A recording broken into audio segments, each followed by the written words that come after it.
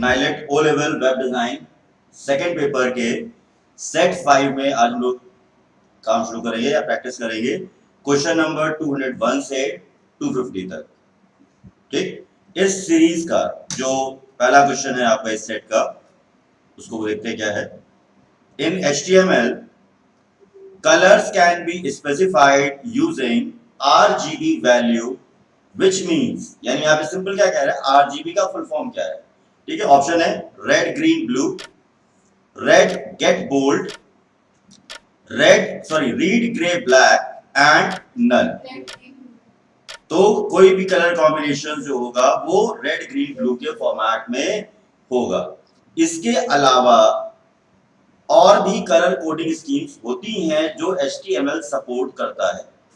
यानी आप कलर में या तो सिंपल प्लेन कलर का नाम दे सकते हो, जैसे रेड दे दिया, ग्रीन दे दिया, पर्पल दे दिया, या फिर आप RGB लिख करके उनके ब्रैकेट्स में 0 से लेके 255 के बीच में नंबर कॉन्फ़िगर कर सकते हो।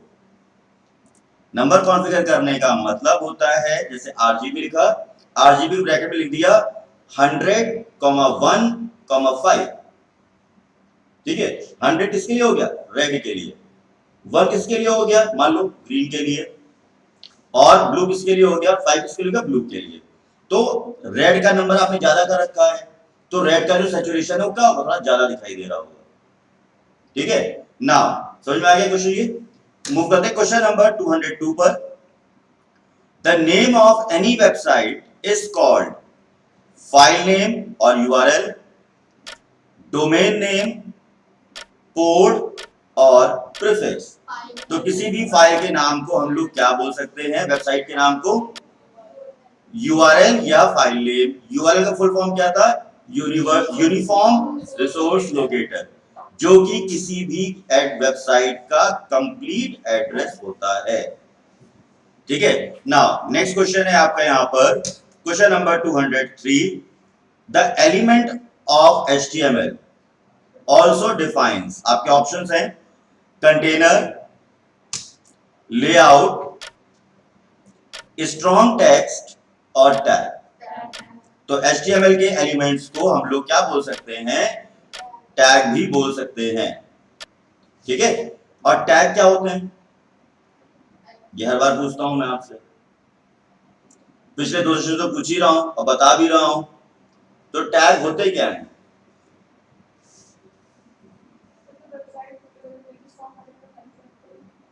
और टैग होते हैं, सबसे पहली चीज टैग का काम क्या होगा, टैग का काम होता है जो ब्राउजर को बताएगा कि कंटेंट कैसा डिस्प्ले होगा। मैं हर सेशन में ये बात बोलता हूं और हर सेशन में आप भूल जाते हो। हर बार पूछता हूं ना टैग क्या है और फिर बता देता हूं, फिर भूल जाते हैं आप। ठीक है, तो क्या होता है टैग, मतलब वो जो ब्राउजर को बताता है कि उसकी स्क्रीन पर कंटेंट कैसा दिखाई देगा। जैसे बी टैग बता दिया तो ब्राउजर को पता चल गया, हाँ इसका मैटर कैसे दिखाना है, बोल्ड दिखाना है। ठीक है ना, चलिए आगे बढ़ते हैं। Question number 204। Where is the correct place to refer an external style sheet in HTML document.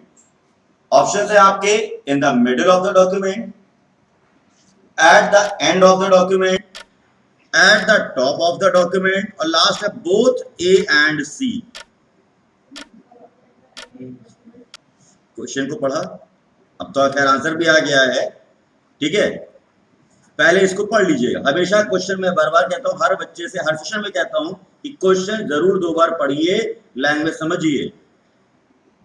Where is the correct place, आप लिखने को तो टैग कहीं भी लिख दोगे, बट वो पूछे सही जगह कहां पर है कि जहां से मैं एक्सटर्नल स्टाइल शीट को कॉल कर सकता हूं। कौन सी स्टाइल शीट का मतलब क्या हुआ, CSS। ठीक है, तो वो कहां होगी, at the top of the document. End of the document होगी नहीं, क्योंकि आएगा ही नहीं। फिर तो मिडिल में बॉडी टैग होता है, कंटेनर, उसके अंदर क्या होंगे, सारे बाकी टैग्स होंगे। ठीक है ना। नेक्स्ट है आपका यहां पर to define inline styles in HTML which attribute is use? Option है क्लास, फॉन्ट, स्टाइल या नन ऑफ दीज। तो इनमें से कौन सा सही आंसर है, चेक कर लेते हैं। तो style is the correct answer, जिसकी हेल्प से आप क्या कर सकते हो, इनलाइन सीएसएस यूज कर सकते हो। और स्टाइल शब्द इंटरनल सीएसएस में भी लगती है एज अ टैग। क्या एक्सटर्नल में भी स्टाइल लगता है? याद करिएगा। नेक्स्ट क्वेश्चन है 206, how can be display hyperlinks without underline? Option है a text dash decoration none, a decoration colon no underline, text decoration no underline, और लास्ट है आपका ए अंडरलाइन कोलन नन। तो अगर अब यहां पे ध्यान से देखना, कंफ्यूजन इन तीन में है। डेकोरेशन नाम की कोई प्रॉपर्टी होती नहीं है, टेक्स्ट डेकोरेशन होता है आपका यहां पर, उसके आगे नन लिख दो, नो अंडरलाइन नहीं लिखा जाता है, ठीक है। ए मतलब एंकर टैग हो गया, करली ब्रेसेस ऑन कर ली, एट्रीब्यूट्स आ गया, कौन सा, टेक्स्ट अंडरस्कोर डेकोरेशन का, और कोलन क्या, नन, ठीक है। तो इसके थ्रू क्या होगा, हाइपरलिंक दिखाई देगा बिना अंडरलाइन का, वरना बाय डिफॉल्ट हाइपरलिंक इसका कैसा दिखाई देता है, ब्लू कलर का होता है और अंडरलाइन रहता है, ठीक है। नाउ नेक्स्ट है आपका, which of the following property is used to change the left margin of an element? आपके ऑप्शन दिए जा रहे हैं, text dash indent, margin dash left, indent और मार्जिन। चेक कर लेते हैं, मार्जिन लेफ्ट, ये स्टाइल एट्रीब्यूट होगा किसके साथ, इनलाइन या कहीं पर भी यूज कर सकते हो। Question number 208, make a list that list items with square. Question को वैसे तो आपको आंसर पता है, लेकिन यहां पे क्या उन्होंने सीएसएस को इस्तेमाल करके पूछा है ऑप्शन, ठीक है। तो list dash style dash type colon square, type colon 2, type colon square और list dash type colon square. तो जब भी ये आएगा तो लिस्ट स्टाइल के साथ में आएगा, ठीक है। List dash type dash sorry list dash style dash type colon square, ठीक है। और कौन कौन से टाइप हो सकते थे यहाँ पे, सर्किल हो सकता था और डिस्क हो सकता था। नाउ नेक्स्ट है आपका यहाँ पर question number 209, HTML uses user defined tags, pre-specified tags, fixed tag defined by the language, or tag only for linking. Fixed tag defined by the language. उसके कंटेनर में जो टैग होंगे वही तो हम सीख रहे हैं, हमने अपनी तरफ से अपने नाम का टैग बनाया नहीं है। तो क्या हम अपने नाम का सीएसएस भी नहीं बना सकते, है ना? क्या हम अपने नाम की सीएसएस बना सकते हैं? जी हाँ, हम बना सकते हैं। इंटरनल में हैश लगा के अपना ही अपना नाम तो देते थे, आईडी के नाम पर तो बना सकते हो, क्लास के नाम पे बना सकते हो ना। तो it means user defined CSS बन सकती है, बट यूजर डिफाइंड टैग नहीं बन सकता है। क्लियर है? ठीक, क्वेश्चन पे ध्यान दीजिएगा। Now question number 10, the year in which HTML was first proposed. Options है 1990, 1980, 2000 और 1995। इनमें से किस ईयर में HTML इंट्रोड्यूस हुई थी? तो आंसर है 1990 में, ठीक है। और HTML शब्द या वेब डिजाइनिंग से रिलेटेड WW को कॉइन किसने किया था? टिम बर्नर-ली ने, या बर्नर-ली, जो भी आपके पास नाम ऑप्शंस में दिए जा रहे होंगे उनको देखो क्या है, ठीक है। Question number 11, fundamental HTML block is known as HTML body, HTMल टैग, HTML एट्रीब्यूट और HTML एलिमेंट। तो पूरी HTML एक ही पर डिपेंड है, सारी कहानी एक ही पर आती है, टैग का ही तो इस्तेमाल है। भाई पूरे HTML का खेल किस पे है? टैग पर ही चल रहा है। Question number 212, apart from B tag what other tag makes text bold? Option है फैट, स्ट्रॉन्ग, ब्लैक, EMP। कल भी ये डिस्कशन हुए हैं। ऑल्टरनेटिव टैग्स के बारे में बताया गया था कि कौन कौन से हमारे ऑल्टरनेटिव टैग्स यहाँ पर अवेलेबल हैं। तो ऑप्शन है आपका यहाँ पर स्ट्रॉन्ग टैग, जो कि बोल्ड का ही अपीयरेंस दे रहा होगा। नाउ नेक्स्ट है आपका यहाँ पर question number 213, HTML web pages can be read and rendered by compiler, server, और ध्यान से वेब ब्राउजर और इंटरप्रेटर। कंफर्म? सर्वर नहीं।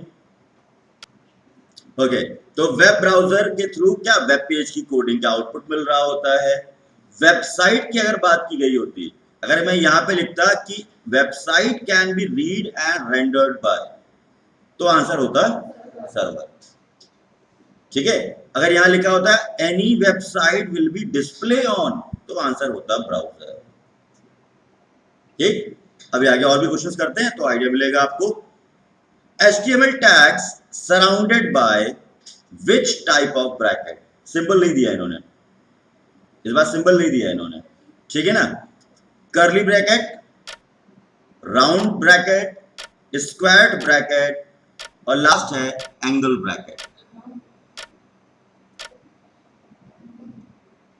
एंगुलर ब्रैकेट्स को एंगल्स बोलते हैं ना, ग्रेटर देन और लेस देन को जो साइन होता है उसी को बोलते हैं एंगुलर ब्रैकेट्स भी बोलते हैं, एंगल्स भी बोलते हैं, तो ये ध्यान रखना होगा।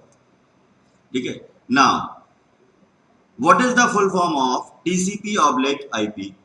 ऑप्शंस हैं transmission control protocol, internet protocol, telephone call protocol, international protocol, transport control protocol, internet protocol, और लास्ट है none of the above. Transmission control protocol internet protocol. और TCP के साथ में ध्यान रखना कुछ और पॉइंट्स भी ध्यान रखो कि TCP क्या होता है? कनेक्शन ओरिएंटेड प्रोटोकॉल होता है।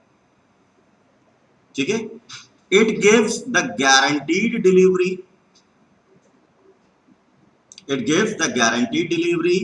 और इट गिव्स द फीडबैक और acknowledgement for any delivery. TCP के तीन मेन बुलेट्स आपको ध्यान रखने होंगे दिमाग में। पहला था कनेक्शन ओरिएंटेड प्रोटोकॉल है, दूसरा ये गारंटीड डेटा डिलीवरी देता है, और तीसरा हर डिलीवरी का ये एक्नॉलेजमेंट यानी कंफर्मेशन आपको देगा कि हाँ ये डिलीवर हो गया, ये डिलीवर नहीं हुआ, जिसे कहते हैं फीडबैक। IP प्रोटोकॉल के केस में याद रखने होंगे कुछ बुलेट्स हम लोगों को। It will decide the route, मतलब रास्ता, कि आपके डेटा को या पैकेट को किस रास्ते से पहुंचाना है, और दूसरा आइडेंटिफाई द डेस्टिनेशन, यानी सामने वाला IP एड्रेस कहां मौजूद है। तो इंटरनेट प्रोटोकॉल क्या करता है? Identify the destination address and decide the route for data delivery, यानी ट्रैवलिंग के लिए। क्लियर हो गया? अच्छा, और एक और पॉइंट रहेगा, अभी थोड़ा सा डिस्कशन जाएगा इस पे। ट्रांसमिशन कंट्रोल प्रोटोकॉल में 3 बुलेट्स मैंने आपको बताया, आपकी कॉपी पे होंगे। क्या क्या थे? कनेक्शन ओरिएंटेड था, गारंटीड डिलीवरी था, एक्नॉलेजमेंट बेस्ड था, और एक और ध्यान रखोगे अभी, वो होगा पैकेट, कि TCP कोई भी डेटा पैकेट के फॉर्म में ही भेजता है। TCP कोई भी डेटा पैकेट के फॉर्म में ही भेजेगा। ठीक है, तो ये कुछ बुलेट्स हैं जिनको हमेशा दिमाग में रखो, इनको घुमा फिरा के भी क्वेश्चन फंस सकते हैं अपने। अभी उस पर भी आएंगे, जब आपने जो पूछा जैसे यहाँ पे ऑफलाइन में कि टेलनेट क्या है, तो टेलनेट रिमोट कंट्रोल के लिए, एक रिमोट लॉगिन के लिए टेलनेट प्रोटोकॉल चल रहा था। टेलनेट सर्विस होती है जिसके थ्रू आप रिमोटली अपने सिस्टम को एक्सेस कर सकते हो। इट इज, अब क्या है, ये सब चीजों जो है दूसरे तरीके से आने लगते हैं, जैसे एनी गूगल मीट है ना, जूम की मीटिंग्स हैं, जो क्या कर रही है, टेलनेट की तरह काम कर रही है, यानी आपके सिस्टम का कंट्रोल दूसरा रिमोटली क्या ऑपरेट कर सकता है। ठीक है, नाउ मूव करते हैं नेक्स्ट क्वेश्चन पे। Question number 216, Yahoo, Ask and Bing, all these are ना वेल नोन वेबसाइट्स। ठीक है, ये क्या है आपके, सर्च इंजन है, ब्राउजर, न्यूज ग्रुप और नन ऑफ द। तो all these are known as the well known website as a search engine, जो ग्लोबली किसी भी दूसरी वेबसाइट को सर्च करने का काम करते हैं। ठीक है, और सर्च में जो इंडेक्स बनता है, ये भी बता दे रहा हूं आपकी नॉलेज के लिए ही, जब सपोज मैंने कोई टॉपिक सर्च किया तो उसमें इंडेक्सिंग पहले से होती है क्या, कि सबसे टॉप पे कौन सी वेबसाइट रखनी है, उसके बाद कौन सी वेबसाइट कस्टमर या क्लाइंट को दिखानी है, उसके बाद इंडेक्सिंग अपने आप आती है ना। मैं कोई फेवरेट साइट या वेबसाइट चाहता हूं वो पहले दिखाई दे, तो ऐसा तो पॉसिबल नहीं है। या तो मुझे उस वेबसाइट का नाम ही पता हो तब तो अच्छी बात है, अगर वेबसाइट का नाम नहीं पता है तो वो मेरी रिलेवेंस के हिसाब से नहीं दिखा रहा है, वो मेरे टॉपिक और वेबसाइट की पॉपुलैरिटी और इंडेक्सिंग के हिसाब से दिखाता है, और इस चीज को मेंटेन करता है वेब क्रॉलर। वेब क्रॉलर, ठीक है, और साथ में एक चलती है harvesting scheme, online harvesting scheme चलती है, जिसको बोलते हैं हम लोग स्पाइडर। स्पाइडर क्या करता है, मैक्सिमम सर्च करने वाली स्ट्रिंग्स को याद रखता है कि कस्टमर किस किस नाम से सर्च कर सकता है ना। वो तो भाई हम ही लोग क्या करते हैं, स्पेलिंग नहीं आती कभी कभी, कुछ हम सर्च करते हैं, हमें स्पेलिंग नहीं याद रहती किसी भी चीज की, हम टाइप कर देते हैं, वो खुद ही बेचारा सही करके भेजता है कि अच्छा आप ये नहीं, डिड यू मीन, होता है ना ये मैसेज। तो वो क्या कर रहा है, स्पाइडर क्या कर रहा है, हर तरीके के सर्च पैटर्न को अपने पास स्टोर रखता है। अब रही बात यहाँ पे मेरे एक शब्द की जो थी हार्वेस्टिंग, हो सकता है कोई ऐसा टॉपिक हो जो आपको या जिसके ऊपर कंटेंट अभी ना मिल रहा हो सकता है ऐसा, बिल्कुल हो सकता है, कोई भी ऐसा टॉपिक हो सकता है जिसके बारे में अभी नेट पे अवेलेबल ना हो, बट आफ्टर सम टाइम ये अवेलेबल होगा, इसकी गारंटी है। रीजन क्या है कि इंटरनेट या वर्ल्ड जो है पूरा नेटवर्क, वो क्या कर रहा है, हर तरीके के डेटा को, मैं बार बार बोल रहा हूं, अपने पास स्टोर कर रहा है ताकि उसके ऊपर वो आगे कुछ ना कुछ काम दे सके। क्लियर, नाउ नेक्स्ट आते हैं यहां पर, इंटरनेट इज अ, ऑप्शन है आपका, पहले पढ़ देता हूं फिर टाइमर ऑन करता हूं। Local computer network, a world wide network of computers, and interconnected network of computers, और लास्ट है a world wide interconnected network of computer. अब आप अपने क्वेश्चन को समझिए, ऑप्शंस को ध्यान से पढ़िए, तब मैं टाइमर ऑन करता हूं और अपने अपने आंसर्स डिसाइड करके चाहे तो कमेंट बॉक्स में भेज दीजिए, जो ऑफलाइन है वो मुझे ऐसे ही बता दीजिए वो क्या भेजेंगे। चलिए चेक करते हैं, फिलहाल अभी तक एक ही एक्टिव रहा है, लाइव तो कुछ आया नहीं इस पे। चलिए, तो world wide interconnected network of computers, क्योंकि यहां पर एक और ऑप्शन आ सकता था, हालांकि क्योंकि वो फिर अप्रोप्रिएट नहीं होता, अगर ये नहीं होता शब्द यहां पर ये वाला, तो यहां पे क्या लिखा होता, नेटवर्क ऑफ नेटवर्क्स।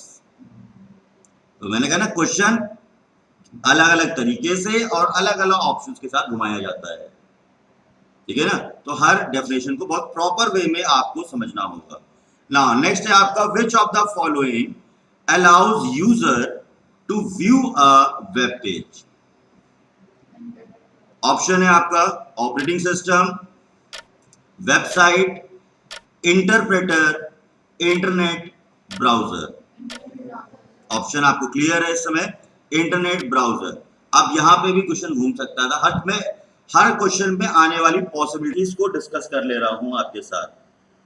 गारंटी तो किसी भी चीज की नहीं है, जो पूरा सेशन चलता है हम लोगों का वो ये है कि हाँ क्या बेस्ट आ सकता है या क्या मैनेज होगा। नाउ ये नहीं होता इन सब में से, तो क्या होता है, यहां सीधे सीधे लिखा होता विंडोज, गूगल, राइट, यहाँ पे XYZ कुछ लिखा होता, और यहां लिखा होता क्रोम, एज, नेटस्केप, नेविगेटर, यानी सॉफ्टवेयर्स के नाम पर रिप्रेजेंट किया जाता है। ठीक है ना। चलिए मूव करते हैं यहां पर नेक्स्ट क्वेश्चन पर। Question number 2019, a simple protocol used for fetching email from mail box. सबसे इजी क्वेश्चन है ये। ऑप्शन है आपका POP2, POP3, IMAP और नन ऑफ द अबव। अभी जस्ट डिस्कशन हुआ था ईमेल सेंडिंग का और ईमेल रिसीविंग का। IMAP प्रोटोकॉल भी ईमेल्स में यूज हो रहा है, but for sending not receiving. Done. अब यहां पे POP क्या था? पोस्ट ऑफिस प्रोटोकॉल था। ये 2 क्या है? ये कुछ है नहीं, बट 3 है। अभी 3 पे अगर कोई क्वेश्चन बन जाए तो क्या करोगे? तो ये ध्यान रखो, POP3 है बेसिकली वर्जन 3 या 3 लेयर्ड आर्किटेक्चर। क्योंकि जब हम लोग एक ईमेल भेजते हैं तो उसकी 3 कॉपीज बनती हैं, वही ये 3 रिप्रेजेंट करता है। इसकी एक कॉपी जाती है कहां? आपके मेल बॉक्स के सेंट आइटम्स में जाती है, पढ़ा जाता है ना सेंट आइटम्स पे। दूसरी कॉपी जाती है ईमेल सर्वर पे और तीसरी कॉपी जाती है रिसीवर के इनबॉक्स में। यही है वो POP3, पोस्ट ऑफिस प्रोटोकॉल। आपने मेल डिलीट कर दिया, इसका मतलब ये नहीं कि वो सर्वर से भी डिलीट हो गया है। वो इन फ्यूचर अगर कभी कुछ एक्शंस लेने पड़े तो वो ईमेल रिट्रीव हो जाएगा आपका। ठीक है ना। नाउ नेक्स्ट है आपका यहां पर, which one of the following protocol is used to receive mail messages. वही क्वेश्चन घुमा के पूछा गया है, आंसर नहीं बदलना चाहिए, ये मेरा हिंट था, बाकी आप समझेंगे। SMTP, POP, IMAP और all of the above. Receive email के लिए पोस्ट ऑफिस प्रोटोकॉल ही है। ठीक है। नाउ नेक्स्ट क्वेश्चन है हमारा यहां पर, ड्यूरिंग एरर रिपोर्टिंग। ये आपके लिए फिलहाल थोड़ा नया क्वेश्चन है। During error reporting ICMP always report error message to. पहले आंसर देख लेते हैं इसका, फिर डिस्कशन 2 मिनट करते हैं यहां पर। सोर्स, डेस्टिनेशन, स्टेशन और हेडर। तो ICMP एरर मैसेज को रिपोर्ट करने के लिए सोर्स को मैसेज भेजेगा। अब सोर्स वाला जो था जिसने भी आंसर दिए हैं वो तो कई मारा है। क्लियर। ICMP प्रोटोकॉल होता है आपका instant control messaging protocol. Instant control messaging protocol ये होता है ICMP का फुल फॉर्म। और ये आपको एरर मैसेज भेजने का काम कब करता है? जब कोई सर्विस अनअवेलेबल होती है। भाई कस्टमर को पता तो चले ना कि भाई ये क्यों नहीं चल रहा है, नेटवर्क डाउन है, सोर्स नॉट रीचेबल, डेस्टिनेशन नहीं सही है। तो इन सब तरीके के एरर्स की नेटवर्क में अगर कोई प्रॉब्लम हुई है तो क्लाइंट को यह बताना कि भाई क्या प्रॉब्लम हुई है। ठीक, आपने गलत ईमेल एड्रेस दिया होगा तो वो आपको बताएगा कि भैया this email address not valid और नॉट फाउंड। ये उसकी जिम्मेदारी है बताना। किसकी? ICMP की। आपका इंटरनेट कनेक्शन ही नहीं चल रहा है या साइट नॉट रीचेबल है, तो हर हाल में प्रॉब्लम होने पर यूजर को यानी सोर्स को, जहां से उसको लेके आना था वहां क्या प्रॉब्लम हुई है वो बता देना। क्लियर है? समझ में आया? इंटरनेट कंट्रोल मैसेजिंग प्रोटोकॉल ये है ICMP का फुल फॉर्म। नाउ नेक्स्ट है आपका question number 22। In the client server architecture the component that processes the request and send the response is. Option है आपका client, server, protocol and network. The correct answer is, check कर लेते हैं, server. ठीक है। A client server architecture में होता क्या था? Component that process the request request को प्रोसेस करने का काम तो एक ही काम आदमी करेगा ना, सर्वर ही करेगा। ठीक है, अगर यहां लिखा होता component that request the service, तब क्लाइंट होता। रिक्वेस्ट द सर्विस मतलब क्लाइंट, प्रोसेस द रिक्वेस्ट मतलब सर्वर। क्लियर है? कितने टाइप के सर्वर होते हैं? 2 टाइप के होते हैं। आंसर बड़ा कॉन्फिडेंस के साथ आया ऑफलाइन में भी। सर्वर्स होते हैं, मैं बता दे रहा हूं, कुछ नाम नोट कर लीजिएगा। फाइल सर्वर होता है, file server, email server, web server, ठीक है। और जहां मेल सर्वर लिखा था MAIL, ईमेल सर्वर जो लिखा था उसके साथ ऑब्लिक करके लिख लीजिएगा सभी लोग, मैसेज सर्वर। और जहां पे फाइल सर्वर लिखा है उसके साथ ऑब्लिक करके लिखो एप्लीकेशन सर्वर। अब इसके बाद बाकी सारे है जो है ना वो सब कैटेगरी में या यूजर के द्वारा डिफाइन किए गए। जैसे वीडियो सर्वर हो गया, एक ऐसा सर्वर जहां पे सारी वीडियोस पड़े हैं, ऑडियो सर्वर, ये सारे क्या यूजर डिफाइन है। ठीक है ना। अब यहाँ पे तो हो गए सर्वर के कुछ नाम, बाय नेम समझ में भी आ रहा है कि हाँ इनसे किस तरीके का रिस्पॉन्स हमें मिलने की उम्मीद है। क्लियर ना। क्लाइंट कितने होते हैं? 2 होते हैं, थिन क्लाइंट और फैट क्लाइंट। थिन क्लाइंट होते हैं गेस्ट यूजर, उनको लिमिटेड सर्विस दी जाती है। गेस्ट यूजर समझते हैं ना, कि जैसे किसी वेबसाइट पे आप गए, उसके कुछ कंटेंट छोटे मोटे आप देखना चाहते हो लेकिन लॉगिन नहीं बनाना चाहते हो, तो वो क्या है, मेरा थिन क्लाइंट है।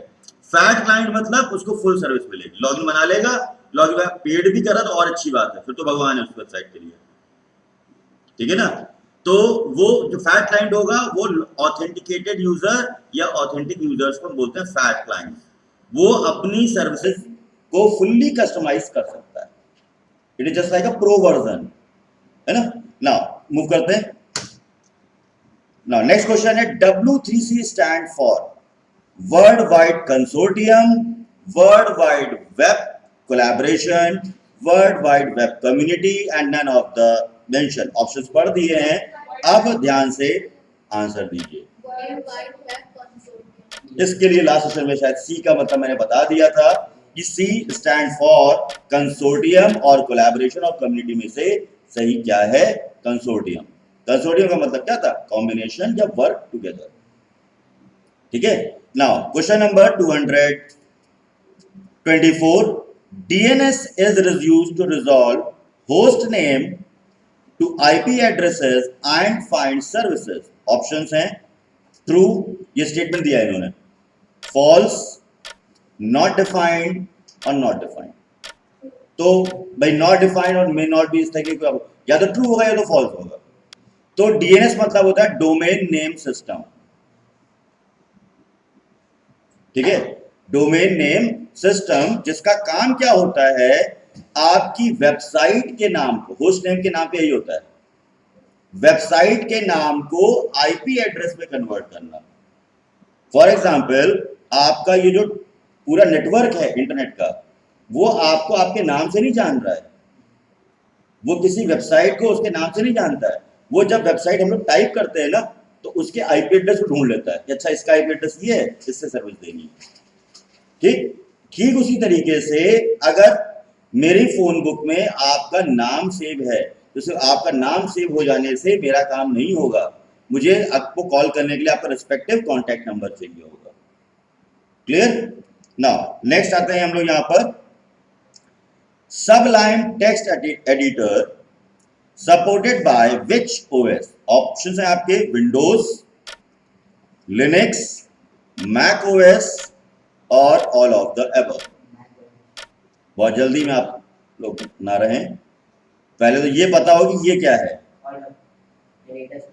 अब तो आ ही गया है, फिलहाल आंसर तो आ गया है, आपको पहले यहां फोकस करना था, सबलाइम टेक्स्ट एडिटर। और ये प्रीवियस सेशंस में WDP के वेब डिजाइनिंग में मैंने बताया था कि वेब पेज की कोडिंग के लिए कौन कौन से एडिटर्स इस्तेमाल होते हैं या हो सकते हैं।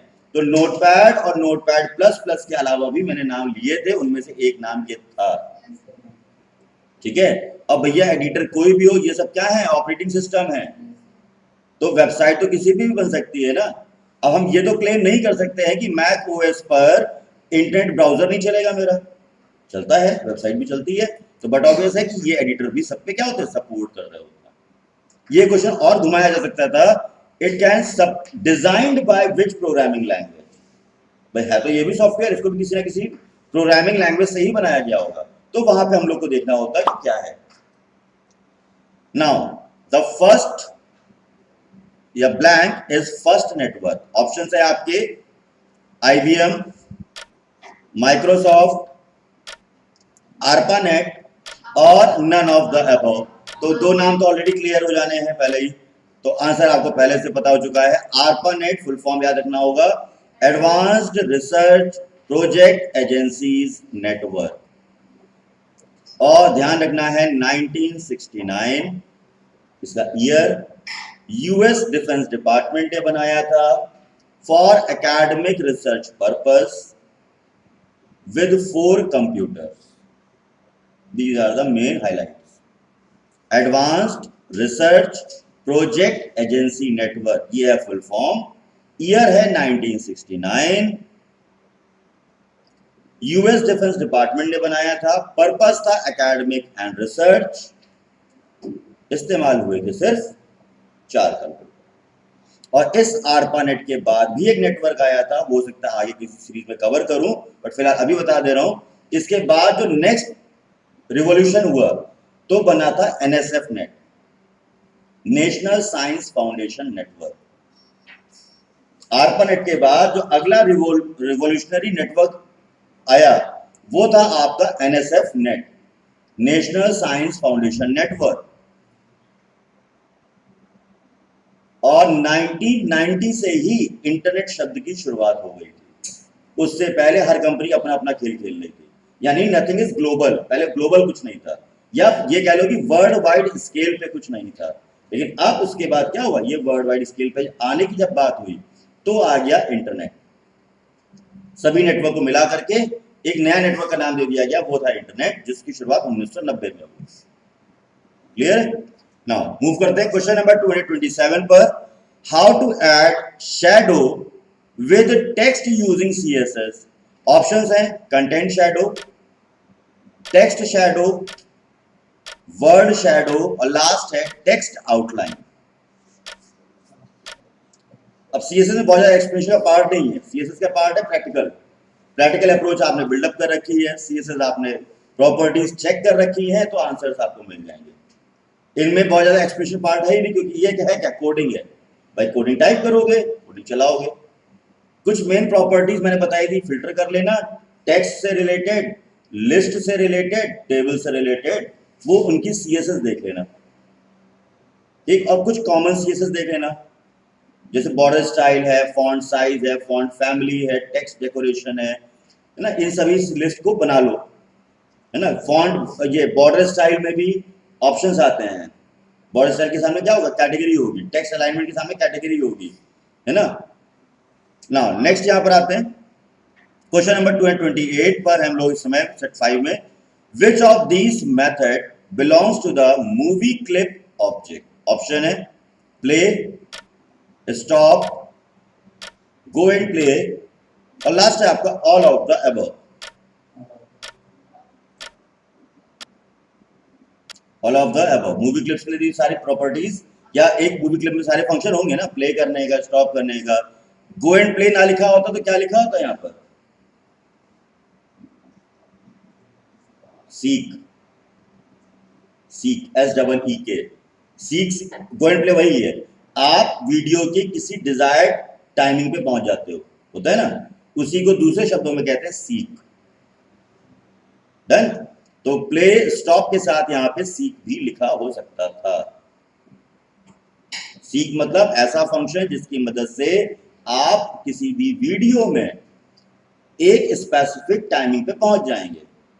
भाई सपोज 2 घंटे का वीडियो, मुझे 55 सेकंड या 55 मिनट के बाद से देखना है, तो मैं क्या कर सकता हूं, उसको सर्च कर सकता हूं यहां पर।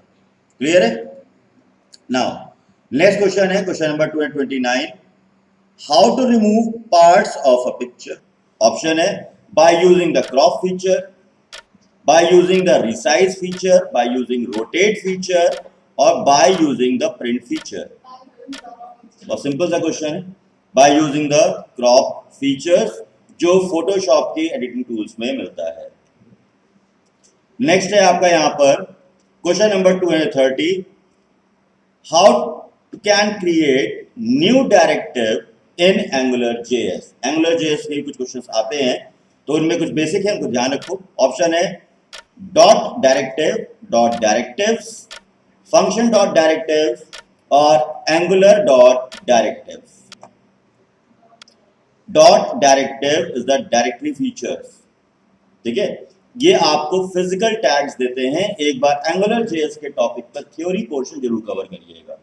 इसमें एक शब्द आएगा एमवीसी और इससे रिलेटेड कुछ थ्योरीज मैंने लिखवा रखी है, ठीक है, तो उसको चेक करिएगा अपने नोट्स में सभी लोग। नाउ नेक्स्ट क्वेश्चन है question number 231, HTML stands for. पहले ऑप्शन पढ़ देता हूं क्योंकि ऑप्शन ज्यादा बड़े हैं और टाइमर चलेगा तो खत्म हो जाएगा। Standard group markup language, style general markup language, standard generalized markup language, style generalized markup language. तो इनमें से तो कुछ नहीं होगा क्योंकि ये दो शब्द तो वैसे भी सीध भी आते। स्टैंडर्डाइज्ड जनरलाइज्ड मार्कअप लैंग्वेज, चलिए ग्रुप में चेक कर लेते हैं। ये शायद कल के सेशन में भी क्वेश्चन आया था कि HTML is a subset of, आया था ना, ये HTML किससे डिराइव होके बना है, तो उसमें भी ये आया था स्टैंडर्ड जनरलाइज्ड मार्कअप लैंग्वेज, जो HTML, XML, HTML के। और एक और चीज अभी है, एक इंटरेस्टिंग फैक्ट जो बनता है क्वेश्चन इसके ऊपर का, HTML is a subset of, HTML is also a subset of GML, generalized markup language. उसी से फिर नई कैटेगरीज आ गई, ठीक है। चलिए नेक्स्ट क्वेश्चन पे आते हैं। Question number 232, which one is a type of web hosting. Option है share hosting, virtual private server, cloud and last है आपका ऑल ऑफ दीज, ठीक है। तो इनमें से वेब होस्टिंग का या वेबसाइट होस्टिंग का काम कौन करेगा, ऑल ऑफ दीज। ये सभी आपको वेबसाइट के लिए स्टोरेज प्रोवाइड कर रही होती है, ठीक है। नाउ नेक्स्ट है आपका यहां पर, if you want to make the colour more vivid यानी displayable, then which of these option will you choose. Option है sharpness, noise reduction, saturation, image dimension. तो बट ऑब्वियस है इसका तो कोई लेना देना है नहीं। अगर ऑब्जर्व करोगे तो सीधी बात है, saturation is the correct answer, जो रिजोल्यूशन को मैनेज करेगा। इमेज डायमेंशन हो नहीं सकता है क्योंकि इमेज का डायमेंशन मतलब क्या है, साइज, उसकी हाइट और विड्थ को मैनेज करता है। Sharpness is the clarity of picture, ठीक है। तो सैचुरेशन जो होता है कलर स्कीम को मैनेज करेगा, ठीक है। नाउ नेक्स्ट है W3-H/color defines which of the following classes। Options हैं आपके, text H/color for any HTML element, color of any HTML element, background, hover, और लास्ट है आपका none of these।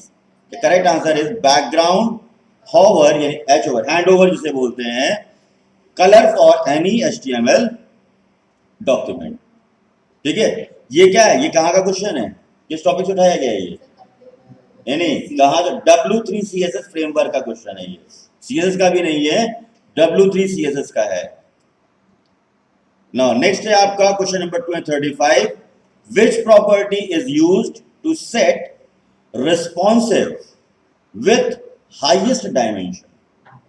ऑप्शंस हैं आपके, पहले ऑप्शंस पढ़ दे रहा हूं, max width property, image restrict property, max height property, image width property. अब इनमें से आप बताइए। रिस्पॉन्सिव है तो W3 CSS के थ्रू होगा। अब उसमें ये कौन सी प्रॉपर्टी उठानी है ये आपको देखना होगा यहां पर। तो मैक्स कोलन हाइट, इस प्रॉपर्टी के थ्रू आप क्या कर सकते हो, किसी भी इमेज का फुल स्क्रीन या जितना उसका डायमेंशन सपोर्टेबल है ब्राउजर का उतने पर लेके जा सकते हो। Question number 236, correct variable format for JS मतलब जावा स्क्रिप्ट वेरिएबल। ऑप्शन है, वेरिएबल्स के कुछ फॉर्मेट दिए इन्होंने, two number, my phone number without any space, sorry with space, my underscore phone underscore number, none of these. आराम से variables की बात हो रही थी, जेएस मतलब जावा स्क्रिप्ट। तो पहले ये ध्यान रखो कि किसी भी वेरिएबल के कुछ रूल्स होते हैं, चाहे इसमें हो चाहे आगे चल करके आप लोग अभी पाइथन की क्लासेस में आओगे तो ध्यान रखना है कि किसी भी वेरिएबल के नाम की शुरुआत नंबर से नहीं होती है। दूसरा, किसी भी वेरिएबल के नाम में स्पेस नहीं होगा, अगर स्पेस है भी तो अंडरस्कोर से कवर किया जाएगा। तीसरा, कोई भी कीवर्ड उस प्रोग्रामिंग लैंग्वेज का एज अ वेरिएबल नहीं बनेगा। कोई भी कीवर्ड उस प्रोग्रामिंग लैंग्वेज का एज अ वेरिएबल डिक्लेयर नहीं होगा। ठीक है, जैसे स्क्रिप्ट नाम का वेरिएबल आप नहीं बना सकते, फॉर नाम का वेरिएबल नहीं बना सकते, इफ नाम का वेरिएबल नहीं बना सकते, बिकॉज ये सभी क्या है, हमारे कीवर्ड्स हैं जो उनमें पहले से प्री डिफाइन है यहां पर।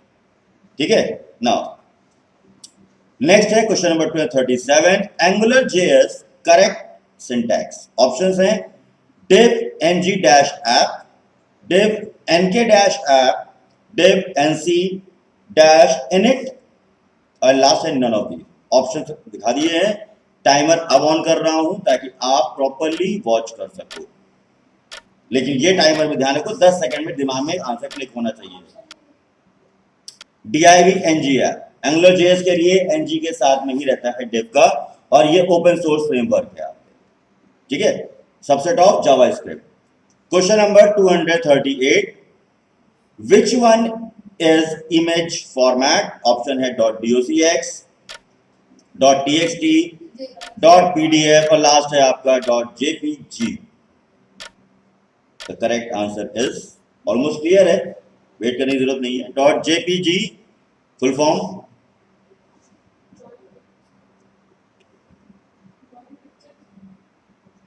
जॉइंट पिक्चर एक्सपर्ट ग्रुप, और ज्यादा कुछ नहीं। तो यहां भी ध्यान से देखो, ऑब्जर्वेशन में फोटोग्राफिक नहीं होता है फिलहाल, जॉइंट पिक्चर ही होता है, फोटोग्राफिक गलत होता है।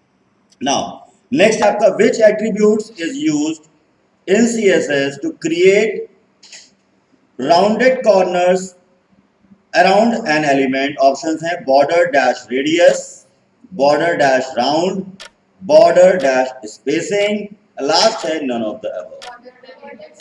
बॉर्डर डैश रेडियस, चेक कर लेते हैं। Border dash radius is the property to round the corner of किसका, बॉर्डर का, है ना।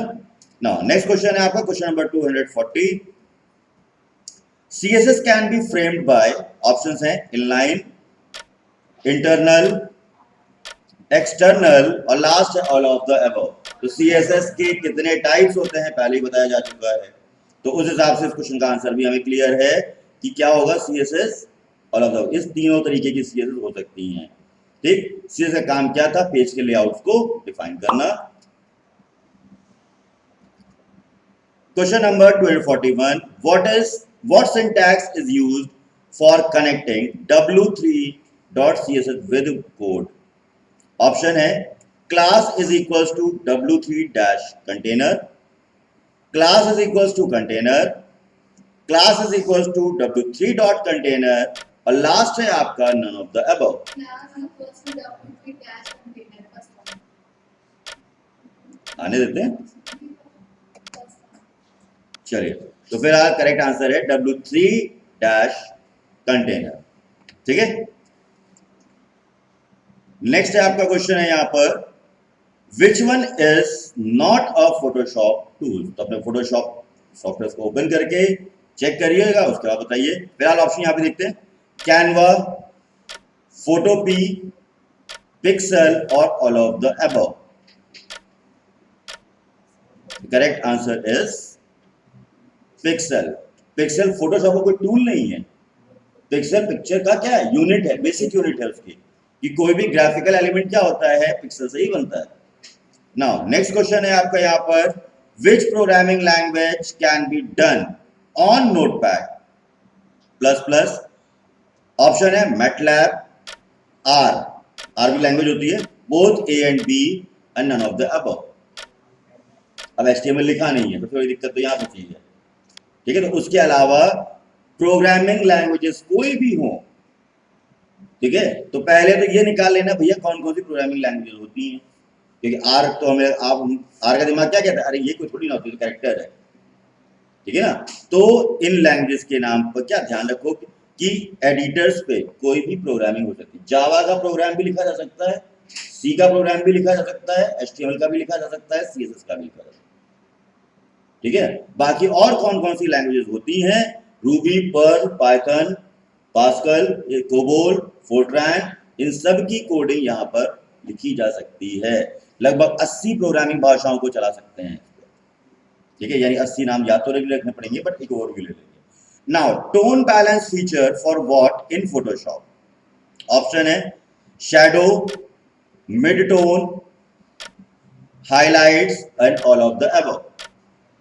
तो टोन बैलेंसिंग फीचर क्या है फोटोशॉप में, तो शैडोज को मैनेज करने का काम करता है tone balancing. Now next question है आपका यहाँ पर, question number 245, what happen when we set underscore blank on target. पहले ऑप्शंस पढ़ दे रहा हूं तब टाइमर ऑन करता हूं। This response is displayed in the current window, this response is displayed in a new window or a tab, the response is displayed in the parent frame, और last है none of these। options क्या होगा, the response is displayed in a new window or tab। चलिए देख लेते हैं। okay, done, the response is displayed in a new window or a tab। Question number 246, what empty tag shows no concept like this, ऐसा कुछ होता ही नहीं है, does not require a closing tag, it does not contain any element, और last है none of the above। एक और चीज है कि it does not contain any content। अब not closing में मैं आंसर दे रहा हूं आपको। HR टैग को लिखने का एक और तरीका होता है, या BR टैग को लिखने का बुक्स में आप देखोगे एक और पैटर्न मिलेगा, अगर आपने ऑब्जर्व किया है तो कभी कभी कोडिंग से जो बुक्स होती हैं उसमें टैग ऐसे लिखा होता है, तो ये तो क्लोजिंग ही मानी जाती है, ये तो हमारी डेफिनेशन है कि इसको अलग से क्लोज नहीं करना पड़ता है। ये जरूर है BR जब ओपनिंग नहीं क्लोजिंग नहीं तो बीच में कंटेंट कहाँ होगा। इन सबके तो अपने स्पेशल टास्क होते हैं ना, कि ये लाइन चेंज करता है, ये हॉरिजॉन्टल रो डिसाइन कर देता है यहाँ पर, ठीक। तो इसलिए it does not contain any content, ठीक है। Now question number 247, W3 border -0 W3.css for which type of border। Options है it has rounded border, remove all borders, remove rounded borders only, none of these। आराम से question फिलहाल तो आ चुका है अभी अपने पास, तो remove all borders. Question number 248, W3 row padding working for.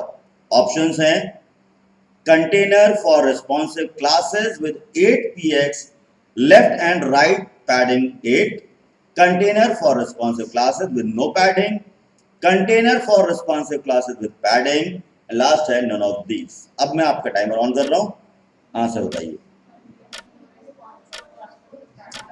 जो ऑनलाइन है वो कमेंट बॉक्स में बता दें। हाँ जी, ऑप्शन तो आ चुका है, container for responsive classes with no padding.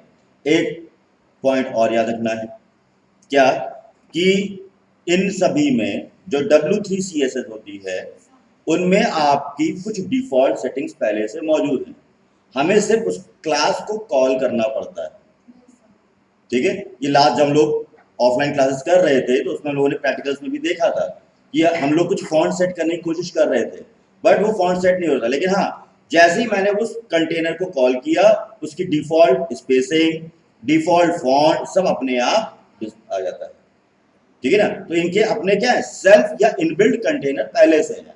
Now question number 249, which of the following statements can be said to be true for the HTML programming language? Options हैं, used to design static web pages, it is used to design dynamic web pages, both A and B are true, none is true. Almost clear है हमें answer, तो both A and B is true. Set number 5 का last question, question number 250. What is the correct order of HTML code? HTML title body head, HTML head, HTML title body, HTML head title body, HTML head body title. Coding की है तो practicals किए हैं तो याद है आपको कि सही आंसर क्या है।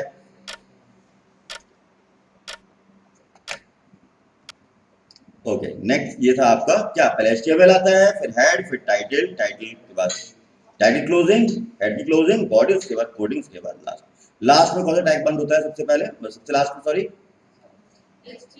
HTML टैग सबसे लास्ट में बंद होगा।